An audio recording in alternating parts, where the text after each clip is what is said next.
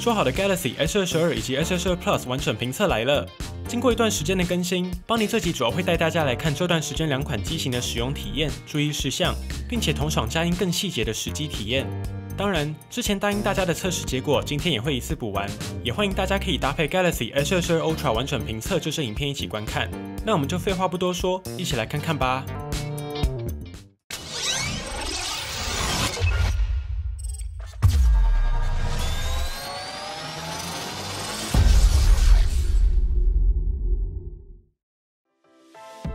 我们一样从外观设计看起。今年的中杯及大杯，也就是 S22以及 S22 Plus 在外观上的重点有4个。第一，整体的设计风格延续 S21系列，质感依旧非常不错，并且无论是中杯还是大杯，全都换上了正反两面的康宁大猩猩 Victus Plus 玻璃，边框上则都采用了更耐用的 Armor 铝合金侧框。第二，虽然说是延续设计并且换上玻璃，不过在背盖上变成了平直的机背设计。平直的设计邦尼也说过很多次了。外观看起来利落，但手感没有曲面好。不过好在三星保留了圆润的金属中框，以及这一代稍微缩小了机身尺寸，所以在手感上还可以，算是在外观和手感上取得了平衡。第三，就是配件选择。三星目前都改成了环保盒装设计，在配件上只有一条 C2C 的线材，所以邦尼也帮大家整理配件选购的建议懒人包。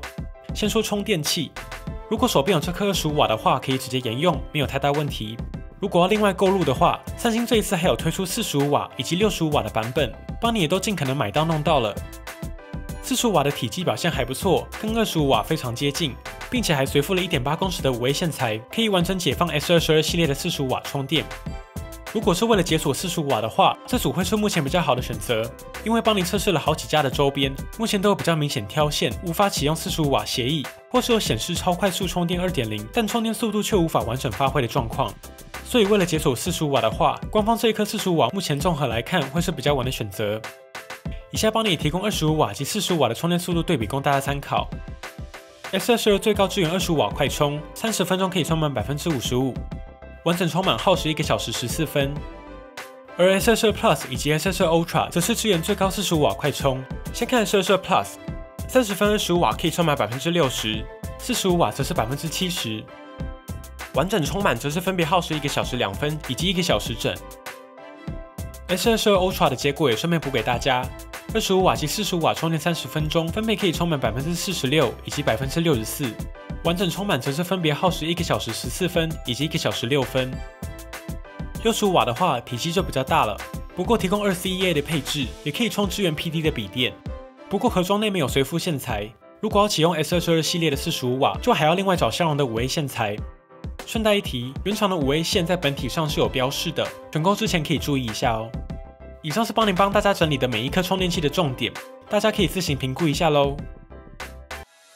接着是大家蛮关心的保护贴 ，S22 系列同样采用的是超声波萤幕指纹辨识，看到超声波就知道要注意一个重点，也就是保护贴厚度。邦尼今天也就花一点时间把重点讲清楚。其实超声波指纹辨识的问题不难解，只要保证保护贴的厚度就没问题，无论是塑胶或是玻璃贴都可以达到描解。邦尼这边也以大家熟悉的 Hoda UV 胶玻璃保护贴来解说，在贴上后依旧不影响指纹辨识，即使是轻点也可以成功解锁。秘诀也很简单，其实就是控制好保护贴的厚度。首先来说曲面萤幕的 S22 Ultra。Hoda 达成的方法就是采用 UV 胶贴合的方式，让玻璃贴可以完整服贴在 S22 Ultra 的曲面萤幕，如此一来也可以进一步减少玻璃贴厚度。而在大家关心的胶体上 ，Hoda 去年就从过去的水溶性 UV 胶换成了抗水溶性的版本，可以更有效的避免白边以及过去 UV 胶遇热会有缩边的问题。邦尼手上的这张已经用了3个礼拜，在胶体的表现上整体还是比较稳定了。最后，只要在贴合的时候避免指纹区域的胶体厚度太厚，就不太会影响指纹辨识啦。不过说起来是容易 ，UV 胶玻璃保护贴还是非常吃店家的技术。就算是同样的材料，只要没有控制好胶体厚度，指纹就会完全没有反应，甚至还会有开孔入胶的问题。所以贴上玻璃贴，指纹不好用。以邦尼这几年测试了各家几十张 UV 胶、上百张玻璃贴的感想就是，通常都不是玻璃的问题，大多还是施作技术造成的差异。所以，只要是 UV 胶，邦尼还是只推荐找信任的店家，让专业的来，或是直接到 Hoda 直营门市安装会比较保险。如果要自己来，邦尼先前有推出非常完整的 UV 胶攻略，一定要先看过哦。邦尼以下也提供贴上 Hoda UV 胶玻璃贴后的解锁速度实测。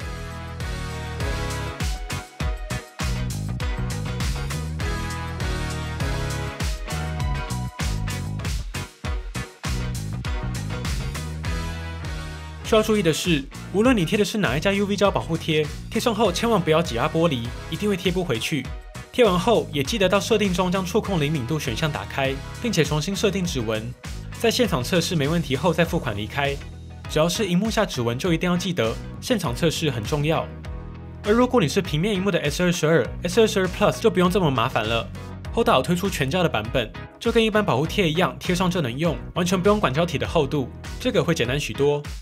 帮你实测指纹辨识也是完全没有问题的。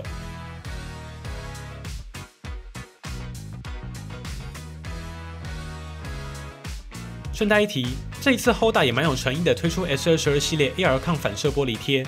没错，就是当时在 iPhone 13系列登场，大家敲碗的 AR 抗反射玻璃贴。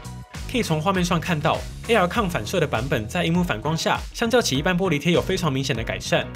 尤其在看影片、户外大太阳的场景下 ，AR 抗反射玻璃贴可以有效解决萤幕上的反射，算是帮你认为目前在保护贴上非常有感的加成属性。不过 ，AR 抗反射玻璃贴就都只有 UV 胶版本了，表面一样采用电镀技术的疏水疏油处理，表现会更好、更持久。同时，这次 Hoda 也有针对 S22 系列推出经典的柔石雾面保护壳，以及透明壳爱好者一定会喜欢的晶石玻璃保护壳。采用的是透明的玻璃背板，相较起塑胶透明壳更不容易留下刮痕。两款也都有通过军规防摔测试。虽然有点长，但邦尼还是想一次讲清楚。想要更了解 UV 胶玻璃贴，邦尼有推出3支完整攻略，有兴趣的朋友可以参考一下啦。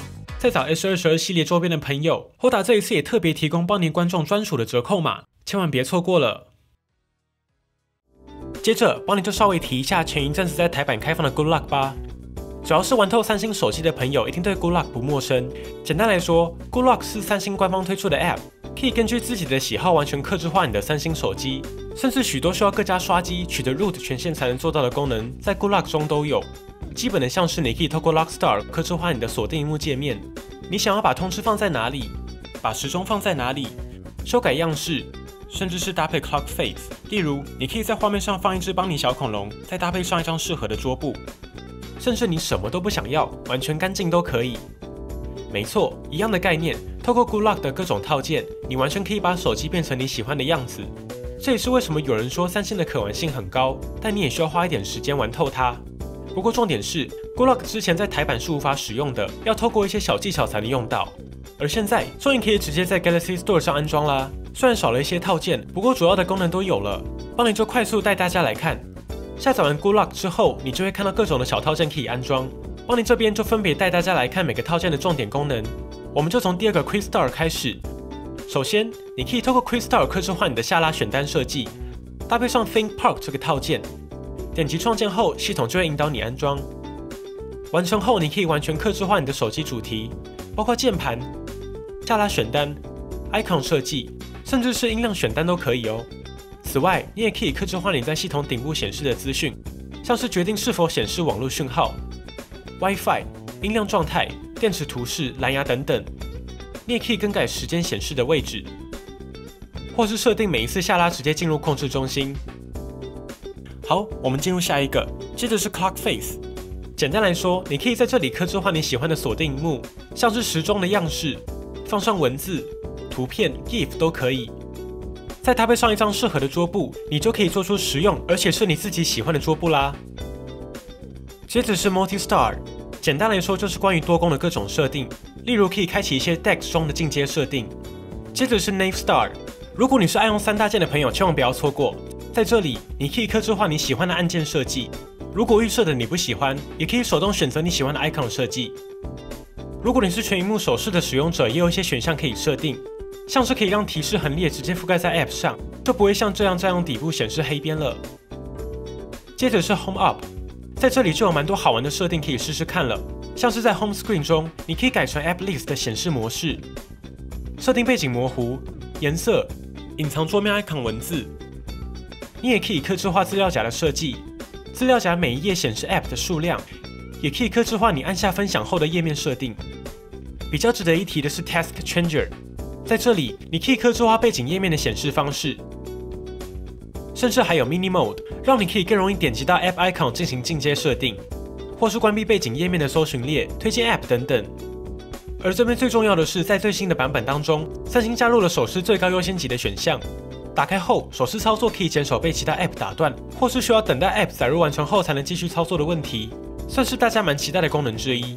如果时常觉得手势跟不上手指，或是比较急，喜欢快速来回切换的朋友，可以打开试试看。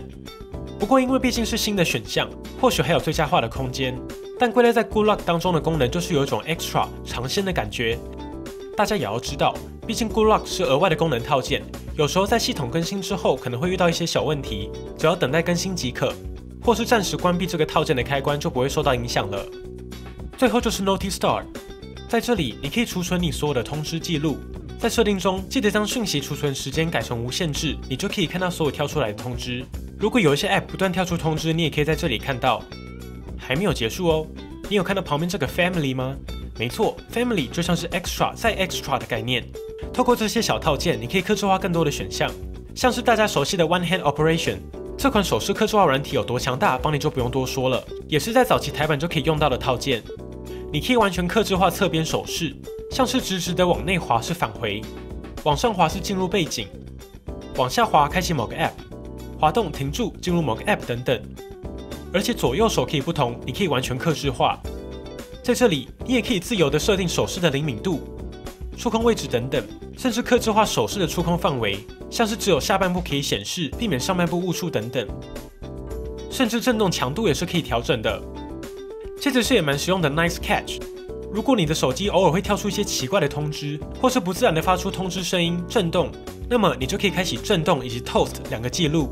如此一来，你就能知道到底是哪个 App 在乱跳通知了。邦尼今天最后要讲的是 Sound Assistant， 在这里你可以客制化你的音量控制面板，变换主题。更重要的是，透过 Sound Assistant， 你可以个别设定每个 App 的音量。如果你有某个 App 要大声一点，某个 App 要小声一点的需求，就在这里调整。还有一些趣味功能，像是录音时加入变声器，或是可以透过这里开启多重音效，让不同的 App 同时播放出声音。其实还有很多，像是通过 Pentastic， 你可以客制化你的 S Pen 选单，也可以改成圆环的设计，甚至更改悬浮的图示。你也可以改成小邦尼恐龙哦。Wonderland 可以客制化动态桌布 ，Keys Cafe 可以打造你的专属键盘。Edge Touch 则是可以进一步设定不同边缘触控设定。总归一句话，有时间的话多花几个下午，你完全可以把你手上的三星手机变成你的形状。目前比较可惜的是 Good Lock 大多数并没有中文化，或许之后看看有没有机会吧。不过至少台版终于是可以直接用到了，算是第一步，还是给个肯定。接着我们看到影音娱乐，这次三星在 Galaxy S22以及 S22 Plus 上都采用了 Full HD Plus 120Hz 的 OLED 线全萤幕，技术上采用了 Dynamic AMOLED 2X， 不是 LTPO 会是比较可惜的点。不过系统上最低可以达到24Hz， 硬体上则是支援最低48Hz 到最高120Hz 的动态更新率调节。这两块萤幕的亮点主要有两项，第一是这两台的萤幕边框都做到非常相近的4边等宽，对于比较在意的用户来说，4边等宽就是舒服。一样那句，这次的4边等宽是非常细的4边等宽，跟 Pixel 5、iPhone 13 Pro 相比，就可以看到 S22 中杯和大杯的4边等宽真的有点料。第二就是亮度表现强势。S22 在强光全白萤幕测试中达到840尼特左右，峰值亮度更是可以达到大约1340尼特，而 S22 Plus 强光全白亮度可以达到非常惊人的1100尼特左右，峰值亮度也来到了1400尼特。这个亮度表现除了在各家中表现强势，在大太阳下也可以给出一定时间的高亮度，看清楚没问题。不过可惜的点也有，虽然说在重点上都给了，边框很细，也真的很舒服。不过邦尼还是希望三星下一代可以下放 LTPO， 进一步让中杯和大杯的续航力在一定程度上有着更多的空间。或许 S22 Plus 可以上个 2K。不过老实说，以萤幕的尺寸来看 ，Full HD 在这两款机型上，对大部分使用者来说，上 2K 的感知可能有限，尤其是 S22 以及 S22 Plus 也进一步缩小了尺寸。此外 ，S22 以及 S22两支也都支援额外亮度选项，开启后的手动最大亮度都可以达到大约750尼特。而在音效上 ，S22全系列都搭载双喇叭，同样支援 Dolby Atmos。以下邦尼也直接提供对比供大家参考。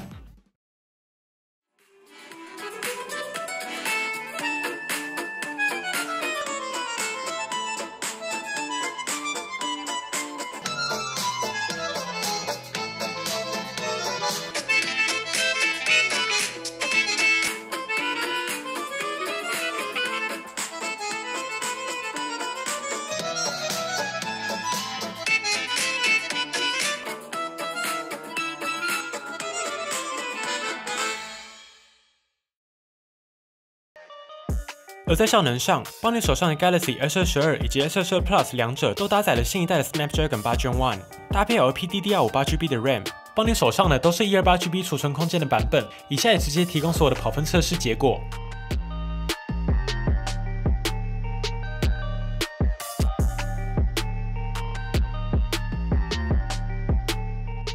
比较值得一提的是，邦尼先前有说过，三星在 S22 Ultra 的散热上下了蛮多功夫，几乎是由内而外带来许多新的散热解决方案，包括采用了全新的界面材料、新的散热凝胶、新的奈米纤维散热片，还有新的双层不锈钢 VC 均热板。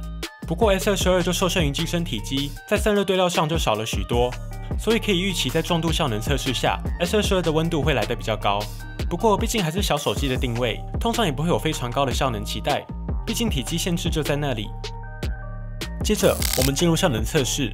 邦尼今年一样，为了降低环境温度对测试结果的影响，我们的所有测试都尽可能将室内温度控制在26度左右。首先是 PUBGM， 在 HDR 极限帧率30分钟的游玩下 ，S22 以及 S22 Plus 的平均帧数落在了维持一贯的跑满水准，达到平均59帧左右。看到温度 ，S22 Plus 正面最高温37.2度，背面38.4度。而 S22 正面则是34.8度，背面35.3度。整体来说 ，Snapdragon 8 Gen 1在日常使用以及大部分主流游戏当中，其实顺跑、顺玩还是没有太大问题的，并且在三星非常保守的调教策略下，基本上就是主流游戏顺跑满没问题。相较起各家更保守的效能调度，温度表现也控制得不错。接着是效能测试软体原神，这里邦尼也实测绕过 GOS 的前后差异。设定的方式也很简单，只要在游戏中心当中点选右下角的选单，接着开启游戏加速器，点选实验室，开启替代游戏效能管理的选项，就可以绕过三星先前的效能限制软体 GOS， 完整解放效能。另外，邦尼也将 Game Booster Plus 都设定到最大。简单来说 ，GOS 的原意其实就是针对不同游戏 App 给出不同效能限制，避免过度发热，增强资源调度等等。此外有个小重点，就是根据三星公布的内容，在 GOS 当中的确有近万款的 App 列在清单中，不过只有游戏 App 会受到 GOS 限制，所以除了游戏以外的 App 原先就不在限制清单当中。值得一提的是，其实 GOS 在 One UI 4.0 之前原本就已经存在了，只是一直都有可以绕过 GOS 的选项，所以在意效能的朋友还有机会可以解放。不过在 One UI 4.0 之后，三星就关闭了绕过 GOS 的选项，当时邦尼就有注意到，也觉得有点偏迷。而近期的更新就是三星再次开放了绕过 GOS 的设定。整体来说，类似 GOS 的服务，就是为了各家为了因应效能和发热日渐上升所诞生的做法。其实从888开始，大家应该就都有发现，各家针对游戏和日常 App 提出不同白名单、黑名单的做法越来越丰富了。而这一次事件引发关注，应该主要还是 Geekbench 下成绩的反应，也让大家的关注度一下子就拉了上来。不过后续其实也有许多实测发现，这个状况其实不只出现在 S22， 各家手机厂似乎都有类似的做法。最近也变成各种改 App 名称的 benchmark， 就看后续 Geekbench 官方的更新了。整体来说，邦尼还是认为跑分只能代表部分的基础性能，实际体验还是略有不同，也比数字更重要。况且从888开始，各家针对游戏限制效能一直都是大家很熟悉的话题，所以说还是记得回来看看邦尼的游戏实测啦。以上大概是事件发生前后一直到近期的懒人包，也欢迎大家在底下讨论你的看法咯。我们回到原神，在最高画质下的测试中 ，S22 以及 S22 Plus 在旧版本当中的调教真的非常保守。S22 平均28.4帧 ，S22 Plus 好上一些，来到了29.9帧，都不算好。不过相对的，温度控制当然就非常好。烫这个字依旧跟这两只手机没有关系，两只的温度都控制在40度以内，就是温温的。以去年各家拉到45度左右的平均来看，三星真的非常保守。而若是绕过 GOS，S22 Plus 的表现则是从29.9帧直接来到39.1帧，提升达到10帧，真的是差异巨大，也到了比较可玩的程度了。如果再稍微调整一下画质，顺跑是没有问题的。不过温度也进一步来到了正面42度，背面41.8度，虽然有提高，但以原神搭配8 Gen 1来说，还是偏保守的表现。最后，邦尼也帮大家多测一个许多人在问的项目，就是原神 Google Play 版以及 Galaxy Store 版本的差异。在邦尼实测中 ，Google Play 版本平均来到35.5帧 ，Galaxy Store 版本只是39.1帧。在同样的测试条件下，三星商店的版本的确好一些，可能还是有些最佳化的加持。整体来说，日常使用玩主流游戏，把它卷完就是顺用，没有太大的问题。一般使用也不太会有感知。目前比较能够拉开差异的，还是只有原神这种极度复杂的场景。而在续航力部分，首先是 Full HD 120Hz 之下 ，S22 拿下了8小时50分 ，S22 Plus 则是拿下了9小时10分。整体来说，在 Full HD 120Hz 之下 ，S22 Plus 与 S22 Ultra 大约存在着10%的差异。如果是日常使用，一天一充其实没有太大的问题。S22 日常使用大约就是一天一充的边缘，会建议还是准备一颗行动电源，毕竟 S22 的体积相对有限，这一代又缩小了一些，相机也尽可能塞进来了，电力自然就不是强项。但是喜欢小手机的话，其实一直以来也都有各种妥协，大家也慢慢习惯了吧。如果是重度使用者或是非常在乎电力表现的朋友 ，S22 Ultra 还是一天一充最稳的选项。